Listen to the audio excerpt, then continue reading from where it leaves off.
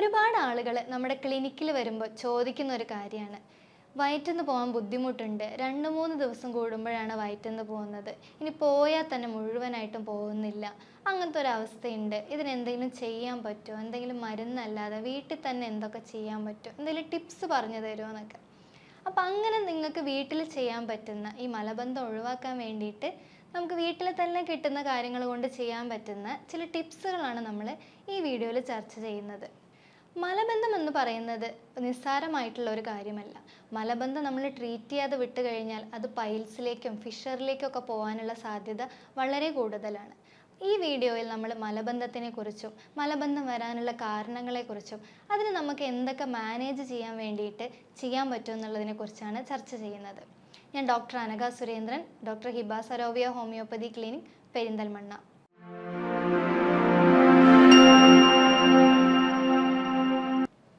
മലബന്ധം വരാനുള്ള കാരണങ്ങൾ ചർച്ച ചെയ്യുകയാണെങ്കിൽ മെയിനായിട്ട് അതിന് 5 കാരണങ്ങളാണുള്ളത്. ഒന്നാമത്തെ കാര്യം എന്ന് പറയുന്നത് വെള്ളം കുടിക്കുന്നത് കുറവ്. വെള്ളം കൂടി കുറവാകുന്ന സമയത്ത് എന്താ സംഭവിക്കുക എന്ന് വെച്ചാൽ, നമ്മുടെ മലം പുറത്തു പോകുന്നതിന് മുമ്പ് വൻകുടൽ വെച്ചിട്ടാണ് പോഷകങ്ങളും ജലവും എല്ലാം ആഗിരണം ചെയ്യുന്നത്. ഈ വെള്ളം കുറവാകുന്ന സമയത്ത് എന്താ സംഭവിക്കുക എന്ന് വെച്ചാൽ, നമ്മുടെ മലത്തിൽ നിന്ന് തന്നെ വൻകുടലിലേക്ക് വെള്ളം ആഗിരണം ചെയ്യാൻ തുടങ്ങും. അങ്ങനെയുള്ള സാഹചര്യങ്ങളിൽ മലം കട്ടിയായിട്ട് പോകാനുള്ള ഒരു സാധ്യതയുണ്ട്. രണ്ടാമത്തെ കാര്യം എന്ന് പറയുന്നത് നാരുകൾ അടങ്ങിയ ഭക്ഷണങ്ങൾ കുറവായി കഴിക്കുന്നതാണ്. നാരുകൾ ഉണ്ടെന്നുണ്ടെങ്കിൽ മലം കുറച്ചും കൂടെ കട്ടിയില്ലാതെ സ്മൂത്തായിട്ട് പോകാനായിട്ട് ഹെൽപ്പ് ചെയ്യുന്നുണ്ട്.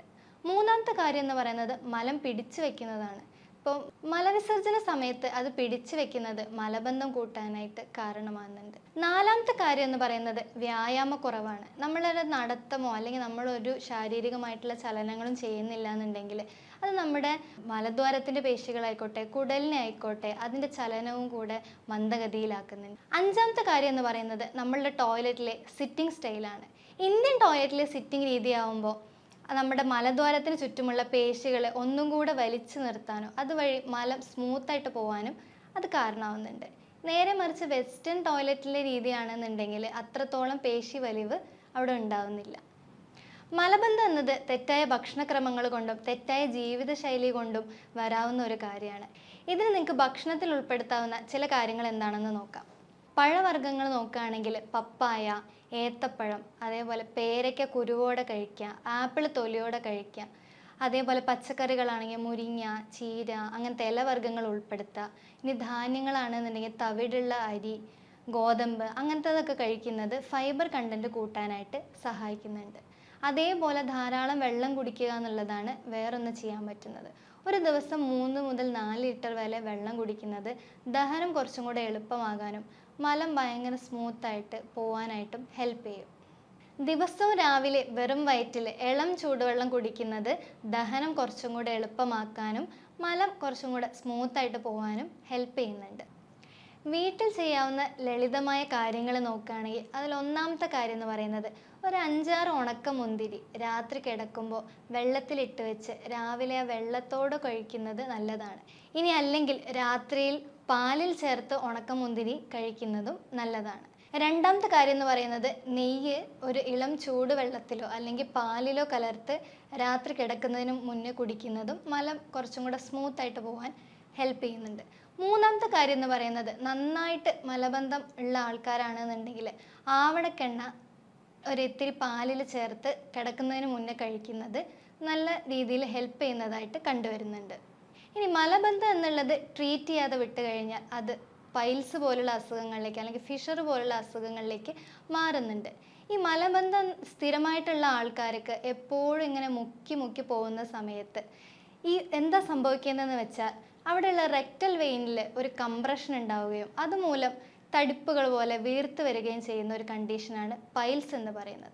ഫിഷറും അതേപോലെ തന്നെ മലദ്വാരത്തിന് ചുറ്റുമുള്ള ചെറിയ ചെറിയ വിള്ളലുകൾ, മുറിവുകൾ പോലത്തെ ഒരവസ്ഥയാണ്. ഈ മലബന്ധം സ്ഥിരമായിട്ടുള്ള ആൾക്കാർക്കാണ് ഈ 2 അസുഖങ്ങളും കണ്ടുവരുന്നത്. ഇനി എപ്പോഴാണ് നിങ്ങൾ ഡോക്ടറെ കാണിക്കേണ്ടത്?